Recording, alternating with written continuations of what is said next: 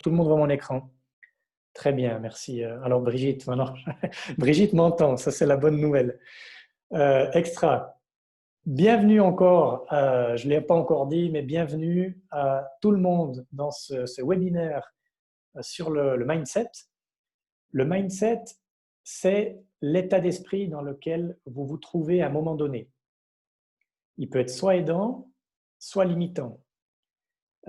Imaginez que vous deviez faire une présentation.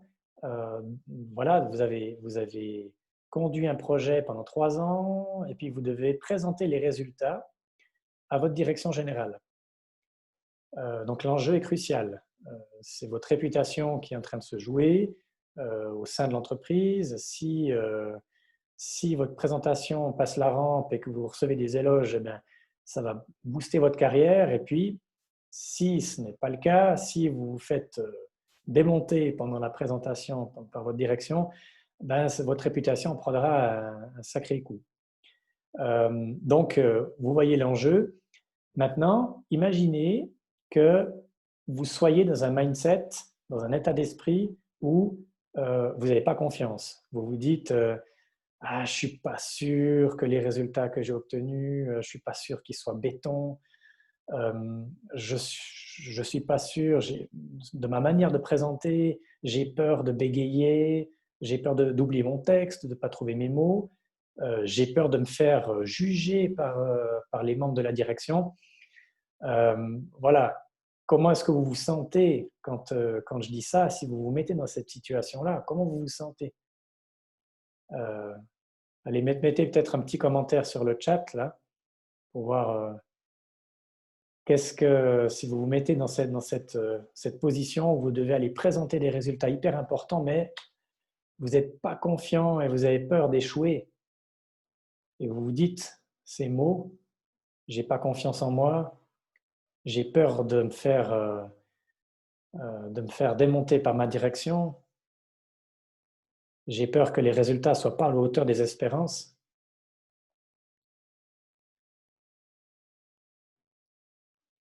Alors, je vais voir si je peux accéder au chat.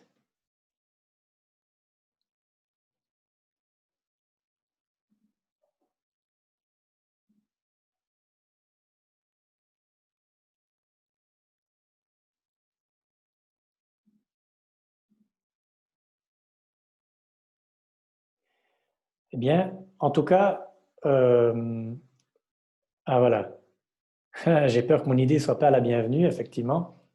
Moi, en tout cas, dans cette situation-là, moi, j'ai la boule au ventre.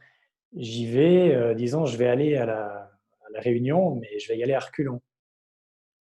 Je ne me sens pas hyper à l'aise, quoi. Maintenant, imaginez, on change de décor, on change de projet, on change de direction aussi, et puis on change d'état d'esprit. Imaginez que vous deviez présenter les résultats d'un autre projet et que ce projet, ben là, vous avez confiance. Vous avez confiance en vous. Vous vous dites, je suis convaincu, je ne suis pas convaincu d'avoir obtenu les meilleurs résultats, mais je suis convaincu que le travail il a été fait. J'ai confiance dans les résultats que j'ai obtenus. J'ai confiance dans ma faculté de présenter des résultats à un parterre de 5 personnes. J'ai confiance dans ma direction aussi. Je sais qu'ils sont, pas forcément dire bienveillants, mais qu'ils vont juger mon projet avec objectivité. Alors, je ne sais pas pour vous, mais moi, quand je me dis ces phrases, ben, j'ai envie d'y aller. Là. Je me dis, waouh, super. Et je me réjouis même d'entendre le feedback pour pouvoir rebondir et puis améliorer ce que je peux améliorer. Donc, ce que je veux dire par là, c'est que on a, selon l'état d'esprit dans lequel on a des dispositions qui sont différentes. Et je vais vous expliquer en fait ce soir ce qui se passe dans votre cerveau quand vous êtes dans un cercle vicieux et dans un cercle vertueux. Je vais aussi vous expliquer ce qui se passe dans votre cerveau quand vous changez, quand vous passez d'un cercle vicieux à un cercle vertueux. Qu'est-ce qui se passe dans votre tête? Il y a un tas de choses intéressantes qui se passent. Et puis après, à la fin, voilà les 4 outils. 4 outils, alors il y en a évidemment beaucoup plus, mais 4 outils que j'ai sélectionnés pour vous aider à vous mettre en quelques minutes dans un mindset que j'appelle aidant. Alors, la question, peut-être la question à 1 million de dollars, qu'est-ce que c'est un mindset aidant? Alors, le but du webinaire, ce n'est pas de vous expliquer qu'est-ce que c'est le mindset aidant, parce que ça dépend de votre objectif. Vous pouvez vous mettre dans un mindset plutôt, par exemple, si on reprend l'exemple de la présentation à la direction, vous pouvez vous mettre dans un mindset au taquet, ou vous pouvez plutôt vouloir être dans un mindset plutôt tranquille, plutôt serein, plutôt zen. Vous pouvez vouloir être dans un mindset empreint de légèreté. Donc, vous voyez que ça dépend de votre objectif. Alors voilà pour le programme. Maintenant, quelques mots sur la personne que vous avez en face de vous. Donc, certains me connaissent, d'autres ne me connaissent pas. Je m'appelle Loïc Lang, j'ai 38 ans et ça fait 3 ans que j'accompagne les personnes et les équipes dans leur accomplissement. Et ma mission, c'est de les aider à s'aligner véritablement sur leur accomplissement. Parce que voilà, moi, je suis convaincu qu'en s'alignant, quand on se sent aligné, on ressent de la paix intérieure, on ressent une harmonie. Et moi, dans ma vie, c'est cette harmonie que je cherche et j'essaye de contribuer à ce que ces personnes et ces équipes trouvent leur harmonie. Et le but de ce soir, eh bien, c'est par ce webinaire aussi contribuer à ce que vous trouviez aussi davantage d'harmonie dans votre existence. Et si j'y arrive, eh bien, ça sera mission accomplie pour moi, en tout cas. Voilà, je veux aussi vous informer que c'est le premier webinaire en fait, que j'organise. Je me suis lancé dans l'aventure des webinaires vraiment il y a pas longtemps et j'en ferai d'autres. Donc, je me permettrai aussi de vous communiquer à ce sujet par le biais de ma newsletter sur les autres webinaires. Donc, il y aura d'autres choses sur le mindset, mais il y aura aussi d'autres thèmes sur la communication. Voilà, j'ai 2-3 idées, mais je vais faire régulièrement des webinaires.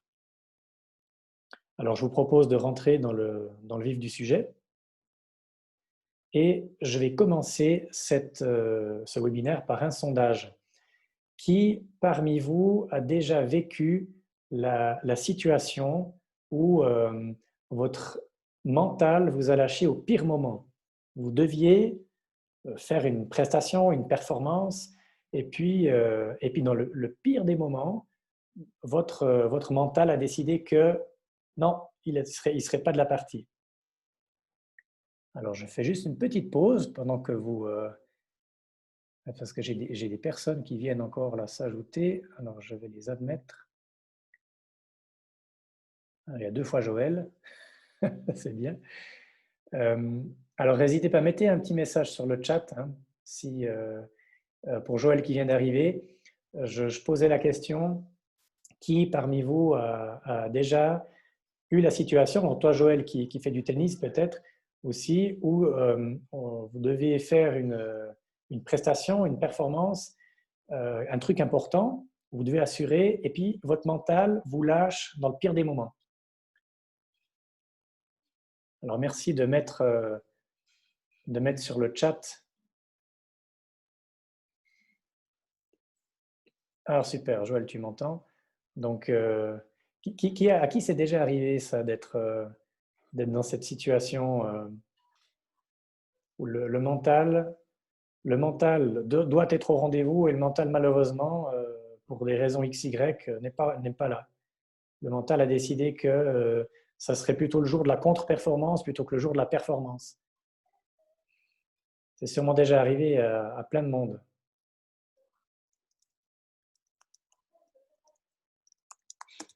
J'entends des claviers. Je vous laisse quelques secondes encore pour plein de fois, ouais. Ok. Ben, j'ai une bonne nouvelle, en tout cas pour les gens qui se reconnaissent là-dedans, et moi je m'inclus aussi là-dedans. Hein. Des fois, mon mental fait un petit peu ce qu'il veut. C'est que c'est parfaitement normal. Donc, soyez pas honteux ou Soyez pas, voilà, lors d'un match de foot exactement. Et alors ça peut être dans le foot, ça peut être dans le sport, ça peut être aussi dans la vie professionnelle, hein, si je pense à Brigitte. Euh, voilà, ça peut arriver, c'est parfaitement normal. Donc ça, c'est la première bonne nouvelle de la soirée. Et puis la deuxième bonne nouvelle de la soirée, c'est que ce n'est pas une fatalité. Voilà, donc on part déjà avec deux bonnes nouvelles. Et pourquoi est-ce que je dis ça? Parce que, alors attendez, je pars trop vite.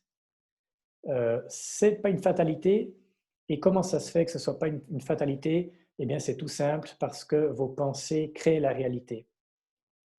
Alors, qu'est-ce que ça veut dire ça? Vos pensées créent la réalité? Eh bien, je vous l'explique avec le graphique que vous avez sur la slide suivante. On a alors, un lien entre vos pensées, vos émotions et puis votre performance ou vos actions. Donc, tout commence par vos pensées. Les gens, peut-être, certains vont me dire, ouais, mais moi j'ai peur des fois. Oui, oui, mais si vous avez peur, la peur, c'est une émotion. Hein, vous avez, c'est en tout cas un ressenti. Euh, mais à la base de la peur, vous n'avez pas de la peur qui vient de nulle part. À la base, il y a forcément quelque chose que vous vous dites dans votre tête. Il y a forcément une pensée que vous avez, un dialogue intérieur. Comme tout à l'heure avec la présentation, ah, je vais me planter, ou bien j'ai pas confiance, ou bien j'ai peur d'être jugé par les autres. Donc le cerveau, il est tout le temps en train de nous de dialoguer avec nous et puis de nous dire des choses. Le cerveau, c'est une machine qui s'arrête jamais. Donc tout part du cerveau.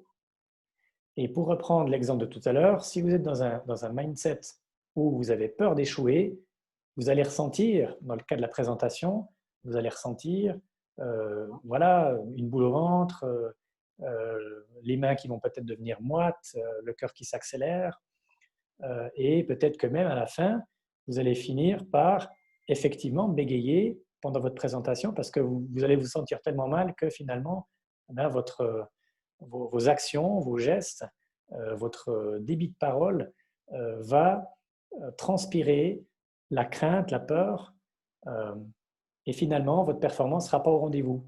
Et ensuite, qu'est-ce qui se passe généralement quand on a une performance? On s'est préparé pourtant, et la performance n'est pas là. Qu'est-ce qui se passe? Retour à la case pensée. Ah, je savais, c'est toujours la même chose. Ah, je savais que ça allait se finir comme ça. Et finalement, on enclenche le cercle vicieux parce qu'on est encore plus mal, on va se sentir encore plus mal, on va être encore plus mauvais, etc. Mais comme je le disais, on peut stopper. On peut stopper cette machine qu'on pourrait penser machine infernale. Alors comment? Eh bien, c'est ce que je vais vous montrer tout à l'heure avec les outils. Globalement, ce que j'aimerais que vous compreniez ici dans la slide, c'est que pour changer, pour sortir de ce cercle, vous pouvez agir par le mental, vous pouvez agir au niveau du ressenti, enfin les émotions, c'est pas directement au niveau de l'émotion, mais au niveau du ressenti corporel, ou bien vous pouvez agir aussi au niveau des actions, c'est-à-dire faire quelque chose concrètement, de physique, où vous allez casser cette dynamique pour pouvoir rentrer ensuite dans une dynamique vertueuse qu'on a ici sur la slide. Voilà. Donc, le fonctionnement, quand vous êtes dans un cercle vertueux, c'est exactement la même chose. Hein. C'est que vous avez des pensées positives qui vont vous générer des émotions positives, des ressentis positifs, et votre performance sera positive aussi. Voilà ce qui se passe donc dans votre cerveau quand vous êtes dans l'un ou dans l'autre cercle. Maintenant, ce que je vais vous expliquer, c'est comment ou qu'est-ce qui se passe dans votre cerveau quand vous passez d'un cercle à l'autre.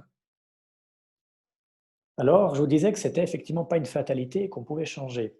Et ceci s'explique par la notion de plasticité du cerveau.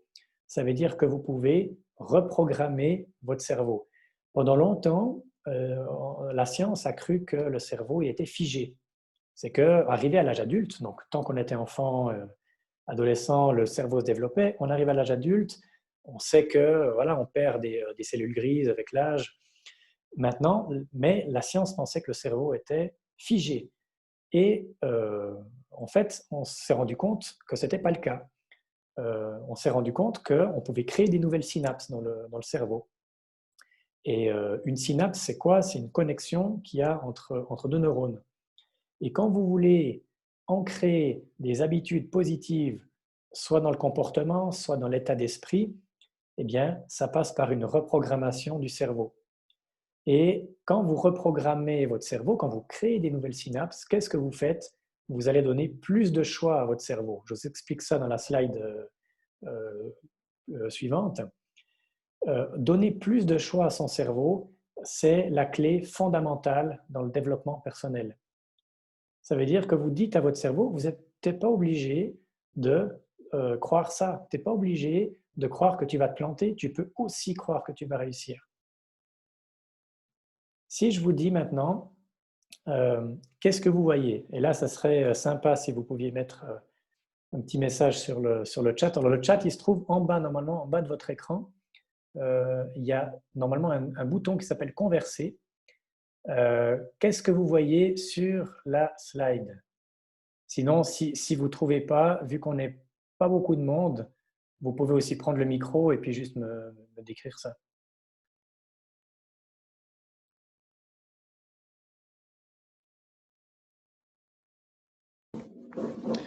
Alors, Jessie, je me permets de prendre la parole. vas-y. Alors, Joël a déjà dit un point noir au milieu d'un slide blanc. Ouais, un point noir sur un fond blanc. Ok. Ouais. D'accord. Plus ou moins, ouais. Ok. Super. Alors, Brigitte, est-ce que vous voulez aussi mais je pense que... En tout cas, votre micro n'est pas activé.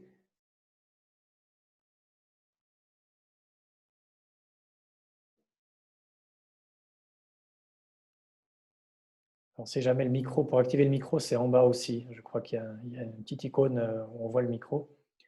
Mais comme je ne sais pas avec quelle version de Zoom vous travaillez, si vous avez la version desktop ou si vous avez une version web. Mais voilà. Pour avancer un petit peu, un point noir au milieu d'un slide blanc, et puis Jessie a dit la même chose. C'est intéressant parce que si, attendez, voilà, je vais revenir là. Si on change un petit peu de perspective, vous pourriez voir un espace blanc autour d'un point noir, plutôt qu'un point noir. Vous pourriez aussi dire, je vois une slide avec un titre, un logo, un site web. Donc vous voyez que finalement, vous voyez en fait les choses d'une certaine manière. Et finalement, on peut voir les choses, on peut changer son angle de vue. Dans toutes les situations que vous vivez au quotidien, ça peut être n'importe quoi, vous pouvez voir votre situation avec un angle de vue différent. Si vous demandez à deux personnes qui vivent exactement la même situation, ben, il y a de fortes chances que les deux personnes perçoivent la situation de manière différente. Ça peut être, et ça m'arrive souvent en fait, hein, quand je discute avec ma femme, où je lui dis, mais tiens, quand telle personne a dit ça, moi je l'ai ressenti comme ça. Et ma femme me dit, ah c'est marrant que tu dis ça, moi je ne l'ai pas du tout perçu comme ça. Donc finalement, le point de vue, la perspective, il est propre à chaque individu. Et élargir sa perspective, qu'est-ce que ça veut dire? Eh bien, imaginez que ça soit votre angle de vue. Hein. Ce faisceau bleu, c'est la manière dont vous voyez les choses. La manière dont on voit les choses est par définition limitée, parce que vous avez une expérience de vie, vous avez eu vos expériences de vie, vous avez eu un tas de choses que vous avez vécues. Maintenant, vous n'avez pas vécu, il y a des choses que d'autres ont vécues que vous n'avez pas vécues. Donc, si on prend l'ensemble des perspectives de toute la planète, il y a des choses que voilà, que vous n'avez pas vécues.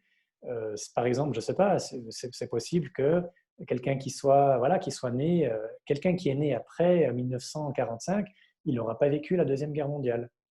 Et le fait de ne pas avoir vécu ça, ben forcément, il aura une autre expérience de vie. Et ces points bleus qui se trouvent dans le faisceau bleu, ce sont en fait votre manière de, c'est finalement votre mindset, hein, c'est votre manière de penser, toutes les pensées, tous les comportements, toutes les habitudes que vous avez. Autrement dit, tout ce qui se trouve dans votre cerveau.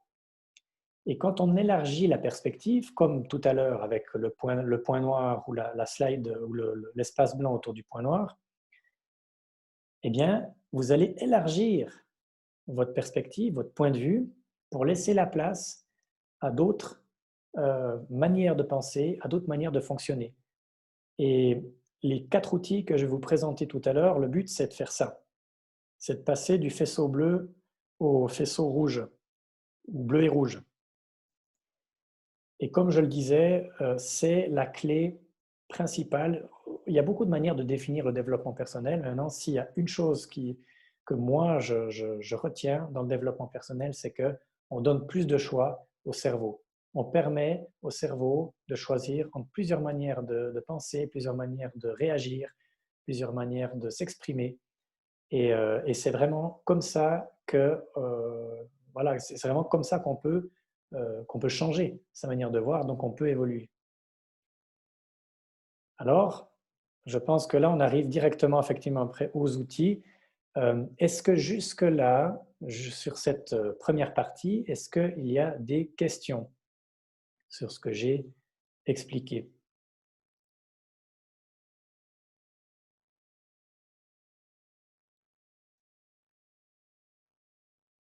Alors, ça semble pas être... Ah, quelqu'un qui écrit, c'est tout bon, ok.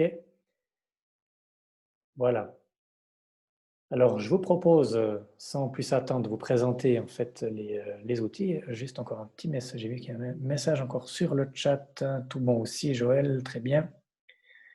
Voilà. Alors, le premier outil que je vous propose, je l'ai appelé la connexion à la nature. Alors, je vous rassure tout de suite, si vous êtes en pleine réunion professionnelle, il ne s'agit pas de quitter, de lâcher tout le monde et puis d'aller courir dehors et puis d'aller faire un câlin à un arbre. Ce n'est pas l'idée. L'idée, c'est de créer un moment stop quand vous êtes, voilà, quand vous êtes aux prises, ça peut être au bureau, ça peut être chez vous, quand vous êtes aux prises en fait avec des pensées limitantes, et puis que vous avez l'impression d'être dans un cercle vicieux, vous arrêtez ce que vous êtes en train de faire, stop, et puis vous portez votre attention sur un élément, ça peut être n'importe quoi, un élément nature. Là maintenant, par exemple, à côté de moi, j'ai une plante. Vous pouvez regarder par la fenêtre, voir un arbre, voir le ciel, voir un nuage dans le ciel, voir, je ne sais pas, un cours d'eau. Il y a toujours quelque chose auquel vous pouvez vous rattacher et qui évoque la nature. Et puis, prenez conscience de cet élément de nature que vous voyez. Donc là, maintenant, moi, si je considère la plante autour de moi, eh bien, je me dis, cette plante, elle fait partie de la nature tout comme moi. On est les deux, nous sommes les deux des êtres de la nature. Et cette plante a des ressources fantastiques. Je vous laisse prendre connaissance du texte ici sur la slide de Bruno Lallemand, qui est un philosophe, coach et philosophe d'ailleurs. Et la nature regorge d'une force et de ressources qui sont fantastiques. Et juste de prendre conscience que nous faisons partie de cette nature, ça veut dire que finalement, pour reprendre les termes de Bruno Lallemand, quand vous considérez qu'une plante est capable de percer le goudron pour atteindre la lumière, ou que la nature rejaillit après un accident dévastateur, vous pouvez vous dire, mais bon sang, c'est cette même nature qui circule en moi, qui vit en moi. Donc ces ressources fantastiques de la nature, je les ai aussi.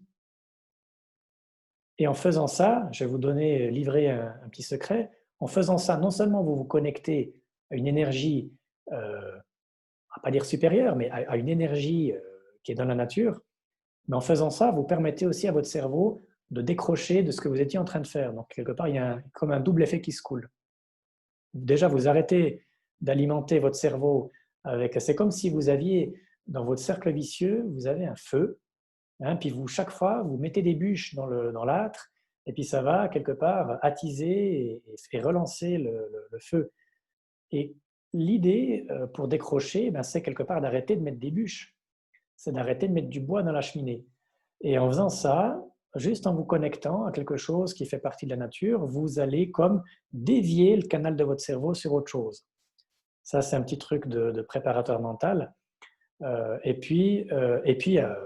Surtout, moi, dans ce que je vois là-dedans, c'est vraiment la puissance de la nature.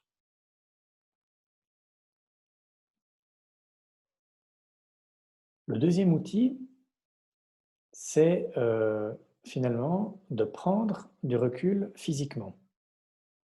Alors, prendre du recul physiquement, qu'est-ce que ça veut dire? Alors, ce que je vous propose, c'est de le faire aussi, c'est de le faire en fait en même temps que je vous l'explique, hem, pour autant que vous ayez une pensée, quelque chose de, voilà, avec lequel vous ne voulez pas forcément vous coucher ce soir. Et puis d'essayer de faire cet exercice. Alors, il s'agit de, eh bien, déjà de vous lever de votre siège. Vous êtes assis et de faire 3 pas en arrière. Faites quelques pas en arrière, hein, peut-être, moi je dis 3 pas, je pense que 3 pas, c'est pas mal. Et puis une fois que vous avez fait ces 3 pas, observez la personne qui est devant vous. Vous n'êtes plus dans votre situation. C'est cet autre vous qui est assis devant vous, qui est dans la situation. Vous, vous avez pris de la distance, vous n'êtes plus dans la situation. Et observez-le, cet autre qui est devant vous. Qu'est-ce qui est difficile pour lui ou pour elle? Qu'est-ce qu'il ressent? Qu'est-ce qu'il voit? Qu'est-ce qu'il entend? Qu'est-ce qui le limite? Qu'est-ce qui fait qu'il éprouve ce sentiment désagréable? Et surtout, de quoi a-t-il besoin? Qu'est-ce qui lui manque comme ressource pour pouvoir être mieux?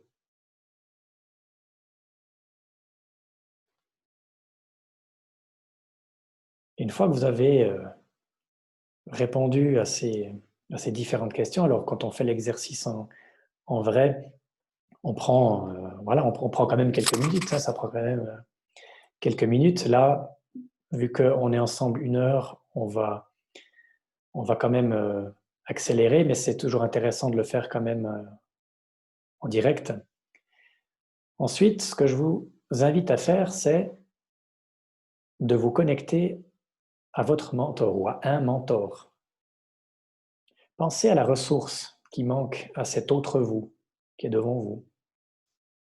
Et ça peut être de la sérénité, ça peut être de la légèreté, ça peut être de la confiance. Et connectez-vous à un mentor qui possède cette ressource. Si par exemple j'ai besoin de sagesse, je vais peut-être penser à Gandhi. Si j'ai besoin de force mentale, je vais penser à Roger Federer. Et vous allez maintenant devenir ce mentor. Vous allez vraiment comme si vous alliez habiter le corps de ce mentor. Donc si je deviens Federer, ben voilà, il est quand même grand. Voilà, je vais peut-être me redresser, imaginer que je grandis, que je deviens peut-être un petit peu plus large. Vous devenez ce mentor.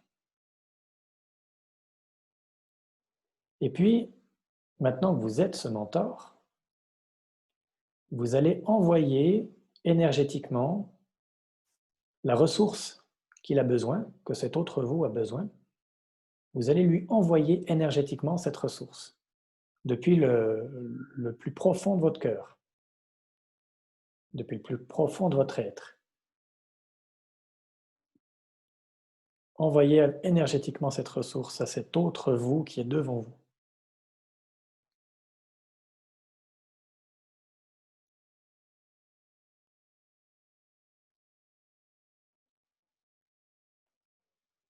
Et puis une fois que vous l'avez fait, eh bien, vous pouvez faire voilà, comme Brigitte vient de le faire, c'est de revenir vous rasseoir. Et puis là, vous allez recevoir la ressource. Donc vous revenez sur votre siège, vous redevenez en fait l'autre vous devant vous. Et puis vous allez recevoir énergétiquement cette ressource aussi. Ouvrez donc, ouvrez votre cœur et recevez cette ressource énergétiquement. Ça peut être de la confiance, ça peut être de la sérénité, ça peut être de la légèreté, de l'humour, pourquoi pas. Des fois, on manque d'humour.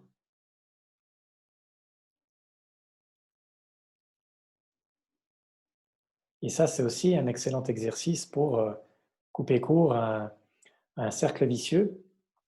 Et puis, vous voyez, contrairement au premier outil, dans le premier outil, bon, ça va quand même un petit peu dans la même direction. Quelque part, on change aussi son état interne, hein.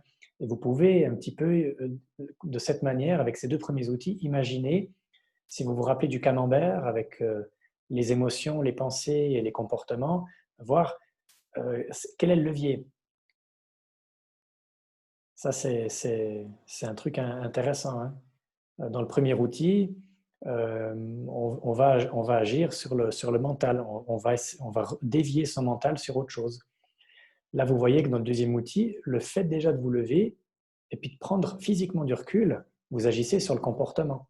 Vous faites un truc, vous sortez déjà du cercle. Et peu importe par où vous entrez, hein, dans le cercle vertueux, l'idée c'est de rentrer dedans.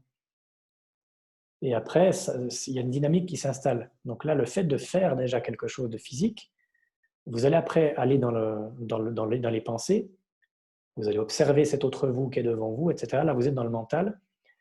Et puis après, quand vous allez rechercher la ressource, alors c'est mental, mais en même temps, ça va quand même vous faire ressentir des trucs. Si vous allez chercher la sérénité chez votre mentor, vous allez peut-être vous sentir particulièrement serein au moment où vous envoyez la ressource à l'autre vous qui est devant vous. Mais c'est égal, parce que quelque part, vous ressentez cette sérénité, puis après, quand vous allez vous rasseoir, vous allez recevoir cette sérénité. En fait, vous vous êtes vous-même envoyé, mais pour votre cerveau, lui, pense que c'est le mentor qui l'envoie.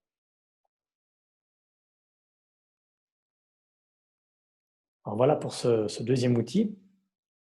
Maintenant, le troisième outil, moi, je l'ai appelé le mantra.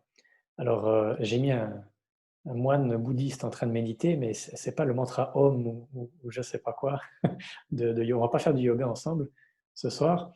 Le mantra, en fait, moi je l'appelle le mantra, c'est en fait j'adore les citations de livres, moi je lis beaucoup et j'aime bien partager des citations de livres qui m'ont inspiré. Alors voilà, il y avait un texte tout à l'heure de Bruno Lallemand. Voilà, c'est quelqu'un qui m'a beaucoup inspiré, mais voilà, il y a Nelson Mandela, il y a Gandhi. Et finalement, quelqu'un qui vous inspire, ou vous avez lu un truc qui vous a vraiment impacté, qui vous a inspiré, vous vous êtes dit, mais waouh, je ne verrai plus jamais les choses de la même manière après avoir lu cette phrase.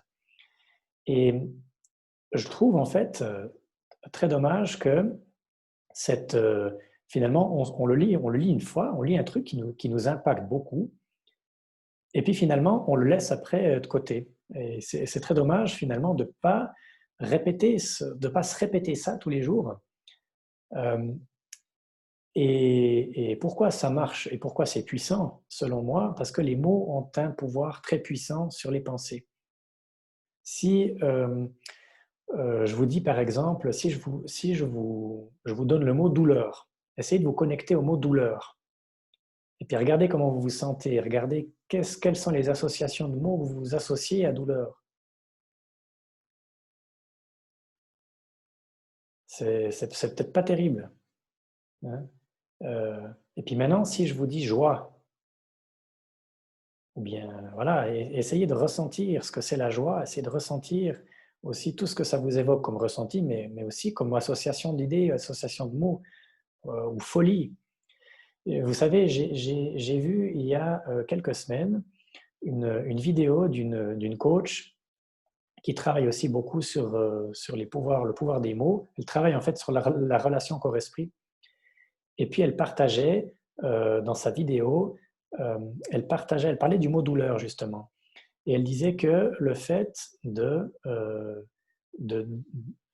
comment dire, le fait de décrire la douleur en utilisant le mot douleur va accentuer l'expérience de la douleur.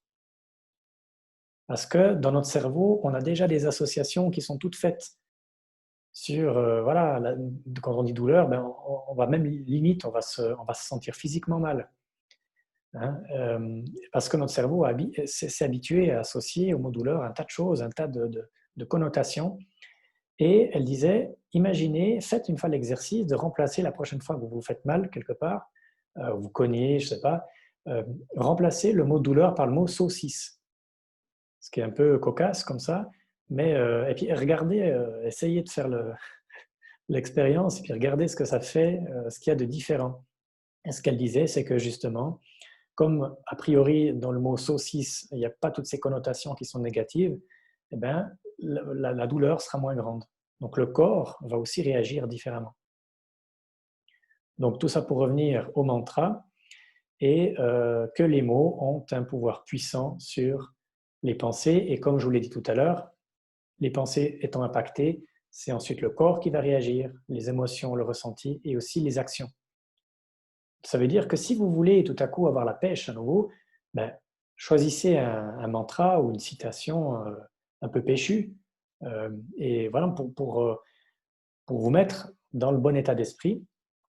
Et puis répétez-la tous les jours.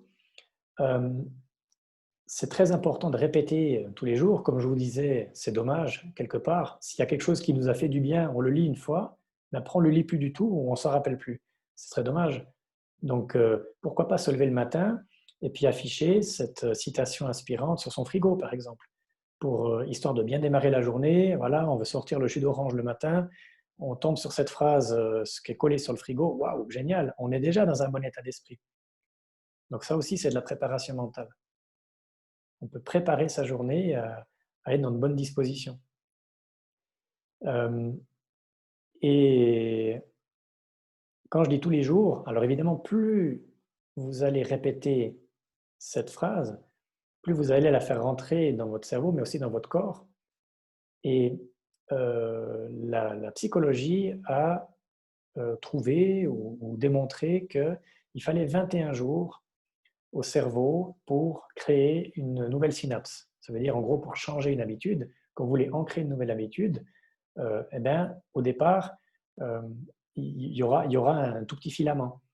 Hein, cette synapse, et si vous ne l'entraînez pas, eh ben, ça va un peu se dissiper, comme ça, se dissoudre. Et à partir de 21 jours, votre cerveau va comprendre que, ah, attends, là, il y a un truc intéressant, là, il y a un truc important, quoi. Et plus vous allez répéter, au-delà des 21 jours, vous allez répéter cette nouvelle habitude. C'est comme en sport, hein, quand vous répétez un geste. Moi, quand j'ai commencé à prendre des cours de tennis, le coup droit et le revers, j'ai dû le répéter des centaines de fois. Je pense que Joël va se retrouver là-dedans aussi, qui fait du tennis. Des centaines de fois, il faut répéter jusqu'à ce qu'on arrive ne serait-ce que mettre la balle, pas dans le filet, puis pas dehors. Au début, quand on apprend, c'est dur, on a l'impression que ça va aller hyper long. Mais pour le cerveau, c'est exactement la même chose. Il s'agit de répéter, c'est une succession de répétitions qui fait que finalement, on va muscler son cerveau. Et au début, ce petit sillon, ce petit filament que vous créez dans votre cerveau, jusqu'à ce que ça devienne un truc en béton armé, une synapse en béton armé, eh bien, il va falloir des semaines, des mois, voire des années. Ça ne veut pas dire que si vous avez une habitude qui vous pourrit la vie depuis 30 ans, ça ne veut pas dire qu'il faudra 30 ans jusqu'à ce que vous puissiez espérer changer votre habitude, absolument pas. Mais si, disons, ça fait 30 ans que vous avez une habitude que vous voulez changer, ben c'est clair que ce n'est pas en 3 jours que vous allez changer ça. Il faudra certainement compter quelques mois, voire quelques années. Donc, comme vous le voyez, une des clés du changement d'état d'esprit, c'est la persévérance. Et ceci m'amène au quatrième outil, qui est un outil qui vient de la PNL. Voilà, je fais juste un petit mot.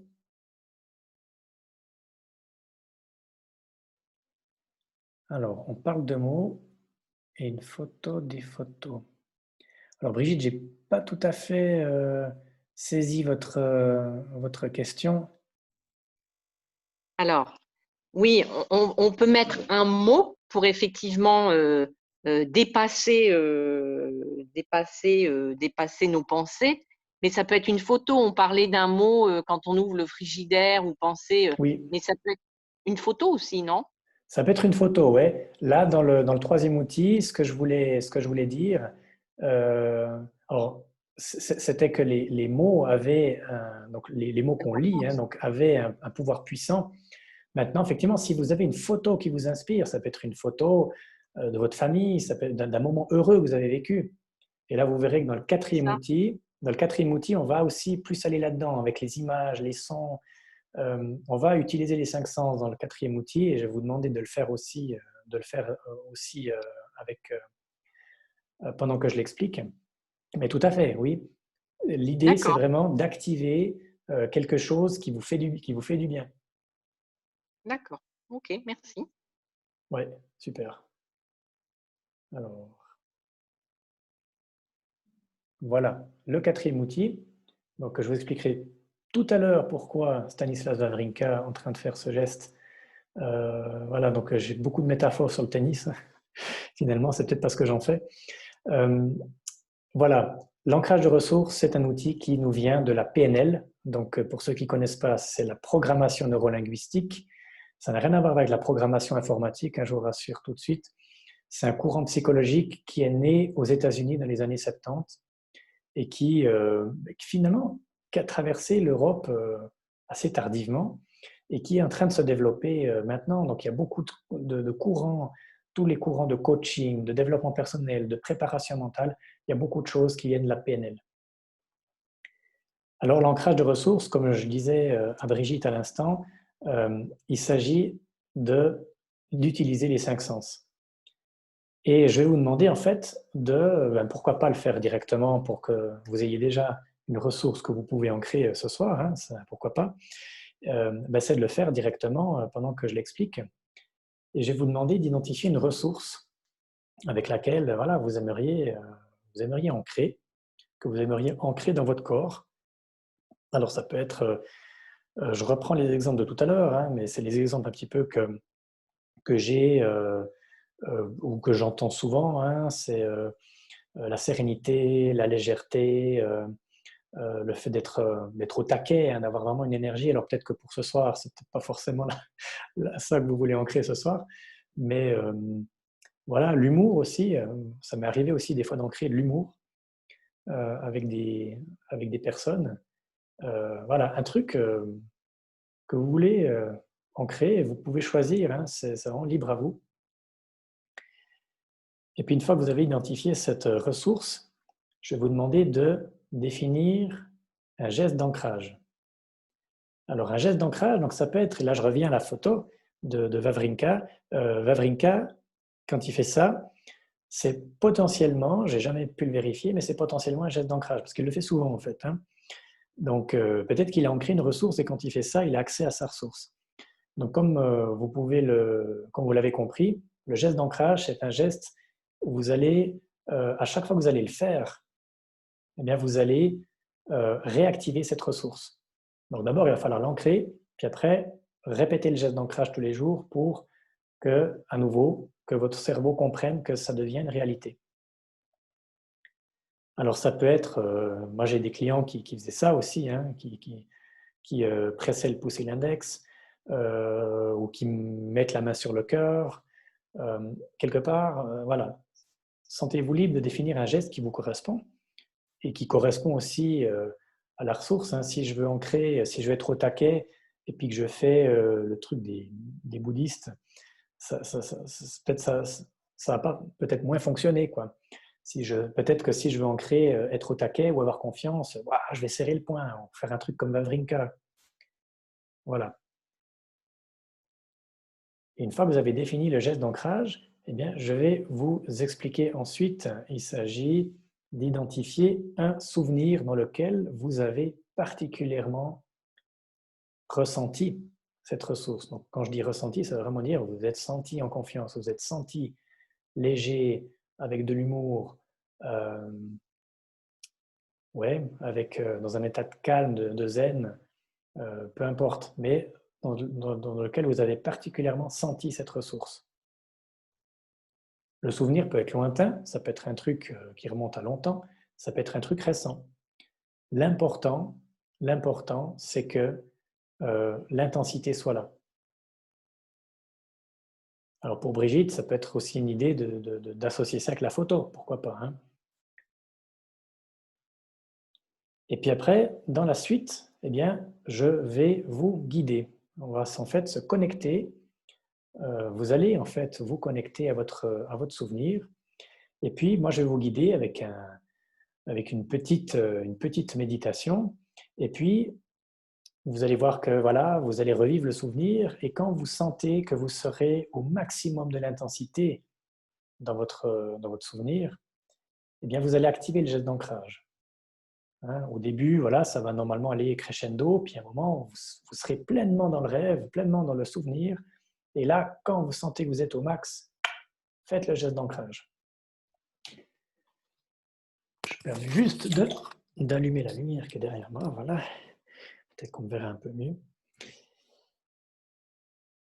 Alors, si tout le monde a trouvé un souvenir avec lequel il souhaite se reconnecter ce soir, eh bien, je vous invite à vous installer encore plus confortablement que vous ne l'êtes déjà dans votre siège, fauteuil, chaise, et à prendre 2-3 respirations abdominales donc, au niveau du ventre, histoire de bien être décontracté.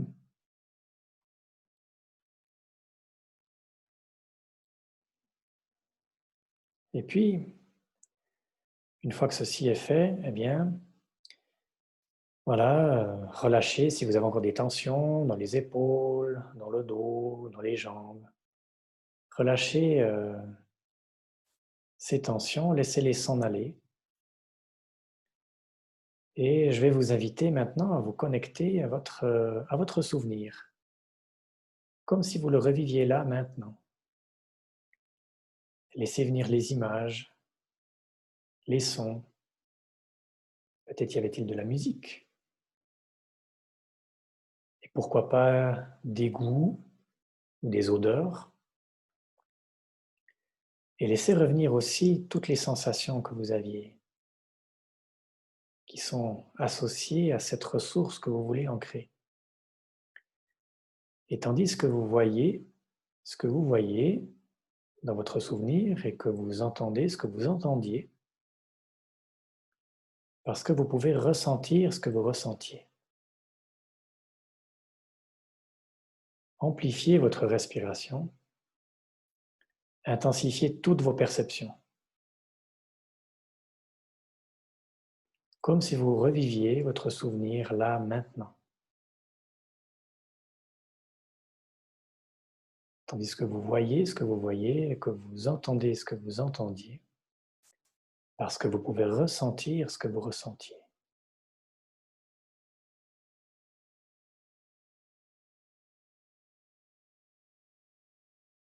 Faites venir à vous toutes les images, les sons, les sensations. Et plus vous respirez, plus ce souvenir s'intensifie.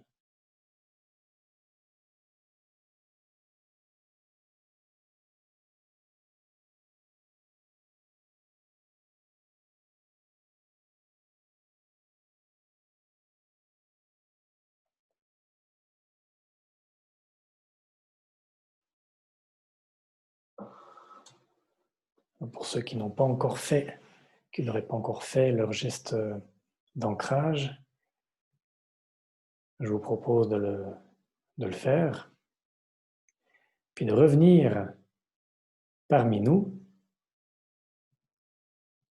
Alors, je présente là, voilà, après l'activation du geste d'ancrage, il y a ce qu'on appelle un état séparateur. Alors, un état séparateur, alors, je vais directement vous le faire expérimenter. Faites-vous mentalement, passez-vous mentalement votre numéro de téléphone à l'envers. Ça peut paraître cocasse comme ça. Je vais vous expliquer pourquoi.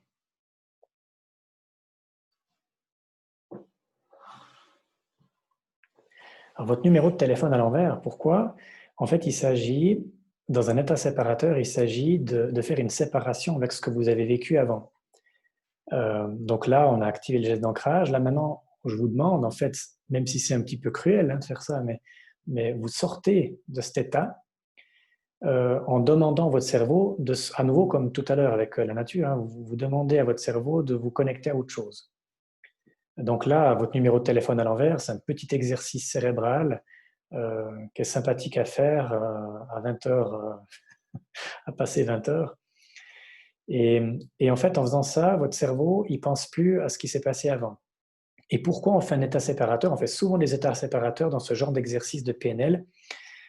C'est parce que maintenant qu'on a discuté de ça, je vais vous demander de réactiver votre geste d'ancrage.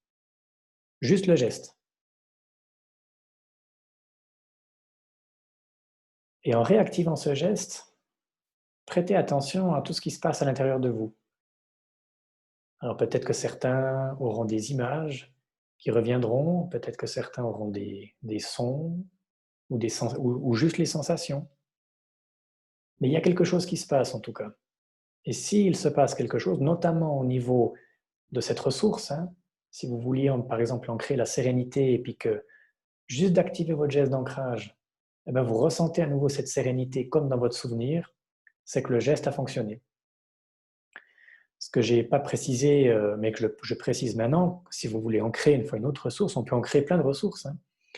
Mon enseignant PNL, il disait, finalement, si vous prenez chacune de vos deux mains, là, si vous pincez chaque fois un autre doigt, c'est chaque fois une autre ressource que vous pouvez ancrer. Donc si vous faites ce geste, voilà, il y en a en tout cas 4 avec une main que vous pouvez ancrer, plus 4 sur l'autre, ça fait 8. Donc si vous voulez ancrer une fois une autre ressource, vous pouvez faire exactement le même procédé. Si vous ne vous rappelez plus, ben, ce n'est pas grave, vu que la vidéo elle sera mise sur YouTube et sur mon site. Et donc je vous enverrai le lien. Ce qui est important, c'est que le geste soit le plus précis possible. Ça veut dire que si, par exemple, je reprends ce geste de pincer le pouce et l'index, si je pince un tout petit peu trop bas ou un tout petit peu à côté, ça fonctionnera moins bien. Donc, c'est vraiment important d'être assez précis. Parce que voilà, les sensations qu'on a, si je pince mon doigt ici ou un petit peu à côté, les sensations qui vont remonter à mon cerveau seront différentes. Donc, vous voyez que dans cet outil, on va en fait connecter, on va utiliser les 5 sens qu'on a vécu, parce que quand on vit un souvenir qui est très fort, avec une ressource, un truc, un moment fort, on va s'en rappeler avec les 5 sens, en premier lieu. Et puis là, ce qu'on fait, c'est qu'on va associer un geste d'ancrage, et là, on va dire au cerveau, à chaque fois que tu pinces ton pouce et ton index, tu ressens cette ressource, tu ressens ce même état d'esprit que dans ton souvenir.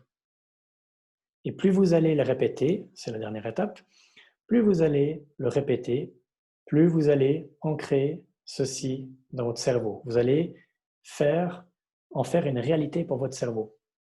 Alors, même si c'est un truc qui s'est passé dans votre souvenir, le cerveau ne fait pas la différence entre la réalité et la fiction. Ça veut dire que si vous mentalisez, vous faites une visualisation, vous visualisez votre voyage à New York, que vous ne pouvez pas faire parce qu'il y a le Covid, mais justement, vous pouvez le faire mentalement, et puis que vous mettez un maximum de détails, c'est comme si votre cerveau y était. Donc votre cerveau, il va croire à tout ça. Dans la rééducation de sportifs, actuellement, on a réussi à réduire la durée de réhabilitation des sportifs après une opération du genou, par exemple, parce que ce que font faire les physios, ils font faire de la visualisation des exercices. Donc, quelques heures après l'opération, ils demandent déjà à la personne qui s'est fait opérer de faire des exercices qu'ils ne peuvent pas faire tout de suite parce qu'ils ne peuvent pas poser les pieds par terre, mais de faire ça mentalement. Et ça accélère le processus de guérison. Alors voilà pour ce 4e outil. Alors je vous fais un petit récapitulatif des 4 outils. La connexion à la nature, donc créer un moment stop. Prenez conscience d'un élément de nature que vous voyez autour de vous, une plante, des nuages dans le ciel, un oiseau qui est sur le bord de la fenêtre. Il y a toujours un élément auquel on peut se raccrocher et considérer que cette nature, c'est la même nature qui est en vous. Quand vous voyez un arbre et puis vous imaginez ses racines qui sont hyper profondes, eh bien c'est quelque part cette même énergie, elle coule en vous. La distanciation physique, avec, on prend du recul, on regarde la personne qui est assise devant nous, qui est aux prises avec ses problèmes, mais nous on a pris du recul, on se connecte avec son mentor pour envoyer la ressource, et après on va se rasseoir pour recevoir la ressource. Le mantra, donc une phrase, une photo, quelque chose qui vraiment nous inspire et qui nous fait ressentir, vibrer vraiment à l'intérieur de nous.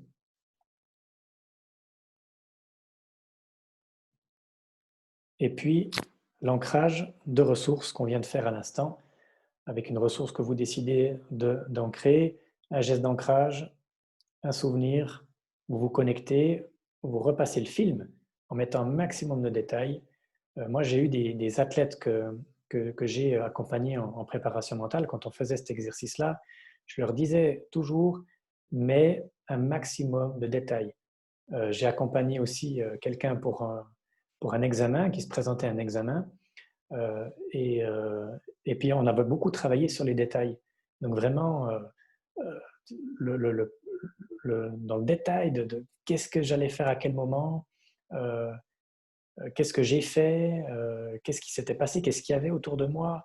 Donc, visuellement, où vous étiez quand ça s'est produit, comment étaient les couleurs, est-ce qu'il pleuvait, est-ce qu'il faisait beau, est-ce qu'il y avait des oiseaux qui chantaient dehors, est-ce que voilà, vous étiez chez vous, la fenêtre était ouverte, vous entendiez ce qui se passait dehors, est-ce qu'il y avait de la musique qui passait, même voilà, les goûts, les odeurs, s'il y en avait, hein, parce que ça arrive à la Madeleine de Proust, finalement, c'est comme ça que ça fonctionne. Hein. Voilà. Et puis après, quand vous êtes au max, vous ancrez, vous faites un petit état séparateur, et puis après, vous réactivez pour voir si l'ancrage a bien fonctionné. Puis si ça n'a pas bien fonctionné, ben c'est peut-être que effectivement le geste n'était pas suffisamment précis ou que le souvenir n'était pas suffisamment intense. C'est possible aussi. C'est toujours plus facile quand on est accompagné que quand on le fait tout seul, de toute façon. Voilà. Maintenant, nous avons encore un petit peu de temps pour répondre à vos questions. Alors, comme on est peu, moi, ce que je vous propose de faire, c'est de les poser de vive voix. Joël, je ne sais pas si toi, tu as le micro qui fonctionne maintenant. Si c'est le cas, tu peux poser les questions que tu as oralement aussi, sinon tu peux les mettre dans le chat.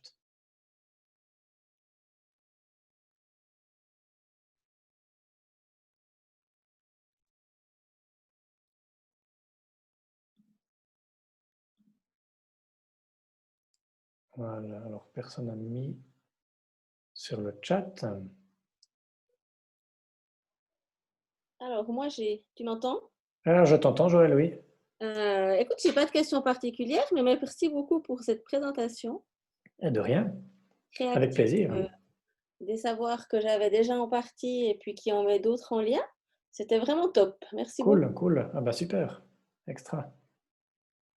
Merci pour ton feedback, Joël, et puis merci à tout le monde. Hein, c'est vraiment un plaisir de pouvoir partager hein, ces outils. Comme je vous disais, moi je l'ai pratiqué en accompagnement avec des clients. Et puis, il y a un moment, c'est venu aussi avec le Covid, je me suis dit, mais j'ai participé moi-même à plusieurs webinaires et je me suis dit, mais ça serait tellement intéressant de faire en sorte que plus de personnes puissent profiter de ces outils parce que c'est vraiment des trucs tout simples qu'on peut mettre en application dans son quotidien et qui, des fois, permettent de transformer sa journée. On se lève tous du pied gauche par moment, mais on n'est pas obligé de se coucher du pied gauche. Donc, si on arrive à sauver une de ces journées comme ça, c'est Mike Horn qui disait, en moyenne, enfin je crois que c'était lui qui disait ça, en moyenne, dans une vie, on a 30 000 journées. en se basant sur l'espérance de vie.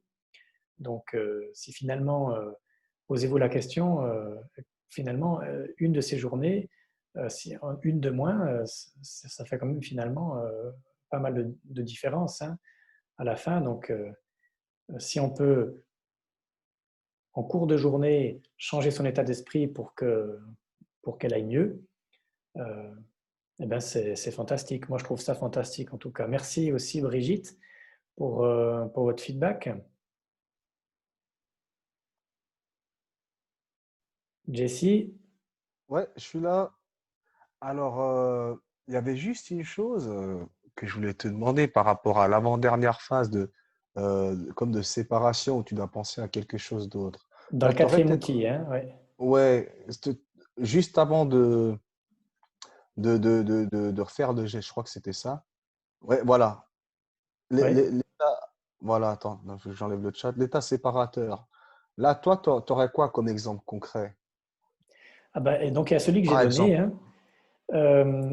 Celui que j'ai donné, ça peut être par exemple aussi tu penses aux prochaines vacances que tu as envie de faire. C'est Ok. pas mal, tu essaies de se plonger dans le futur, quoi. Parce Ouais. que Ah, ok, ouais, ouais. le passé, on l'a déjà ici, hein, de dire, ah, je me suis plongé dans un souvenir, si je dois encore me Ouais. plonger dans un autre truc du souvenir. Non.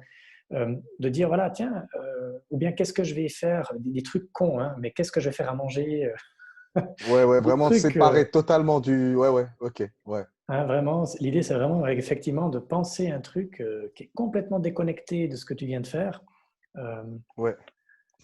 qui sont souvent les trucs d'ailleurs que ceux qui ont pratiqué la méditation. Moi, j'ai fait du yoga il y a quelques années, et quand j'ai Mhm. commencé à pratiquer la méditation, eh ben, pour ceux qui l'ont fait, euh, le cerveau a tendance à partir aussi dans ce genre de pensée.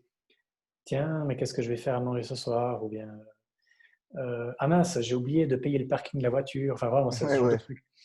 Donc, voilà, il y a plein de ok. trucs auxquels on peut penser. Non, bah, en tout cas, je te remercie. Pour moi aussi, c'était super intéressant et je trouve ça, c'est très enrichissant parce que c'est vrai que si on prend, bah, moi, ça m'intéresse vraiment, ça me parle parce qu'on voit qu'au jour d'aujourd'hui, il y a énormément de choses ou de gens justement qui mentalement ont peut-être, bah, voilà, on a la pression de la société, tout ce qui va avec, la pression des chiffres, la pression dans le sport, il y a tellement de choses. Donc, je pense que si on peut trouver des méthodes pour renforcer son mental, parce qu'à mon avis, on en a besoin, Eh ouais, ouais. ben, on prend tout ce qu'on peut prendre pour avoir un maximum de cartes dans notre jeu. Et ouais, voilà, je trouve que c'est super intéressant. Surtout que c'est quelque chose qu'on peut donner plus loin aussi. Ouais, Et, alors, non, ben, je te effectivement, remercie, ouais. c'est super. Moi, ça m'a beaucoup aidé et on va essayer de mettre en pratique, quoi, hein. Cool, ouais, ben alors je me réjouis d'entendre vos retours aussi par rapport, quand on se croisera une fois ou l'autre, sur ce qui a bien fonctionné, qu'est-ce qui a moins bien fonctionné aussi, hein, parce que finalement, chaque outil, c'est pour ça que c'est bien d'en présenter plusieurs, mais chaque outil il y a des outils qui parlent plus que d'autres, forcément, hein. Là, sur Mhm. les quatre, peut-être les quatre vous parlez, mais peut-être qu'il y en a où vous dites, ouais, non, bof. Euh, donc, c'est normal. Super, merci en tout cas, hein. Ben, de rien, alors vraiment un grand plaisir, hein, un grand plaisir. Et puis, ben voilà, comme je disais au tout au début, peut-être que Joël n'était pas encore là, mais je vais faire d'autres webinaires aussi. Donc celui-là, je vais voir, hein, mais comme là, il y avait 11, 11 inscrits, bon finalement, il y en avait que 3 qui étaient venus sur les 11, mais peut-être qu'il y en a qui ont oublié ou bien qui vont vouloir voir le replay. Donc, je mettrai la vidéo. Mais voilà, je vais le refaire, certainement celui-là. Et puis, je vais en faire d'autres sur d'autres sujets, de PNL aussi, communication. J'ai quelques idées déjà. Donc, il y aura d'autres webinaires, aussi avec des outils concrets qu'on peut mettre en pratique dans la vie de tous les jours pour améliorer sa communication, pour améliorer son état d'esprit. Et puis, je vous ferai savoir ça par email. Donc, quand ce sera le cas, par le biais de ma newsletter. Voilà. Alors, Super, merci beaucoup. On va eh ben, suivre ça écoute, de près. ouais, ouais, extra, extra. Super. En tout cas, merci, merci pour votre participation. Et puis, ben, au plaisir de vous revoir dans d'autres circonstances, que ce soit dans un webinaire, soit voilà, la ville de Bienne est petite, donc soit en ville de Bienne, soit n'importe où en fait finalement. Et je vous souhaite une excellente fin de soirée et puis je vous dis à une prochaine. Merci à toi aussi. Bonne Merci, soirée. pareillement. Merci, Ciao, ciao. à bientôt, ciao ciao.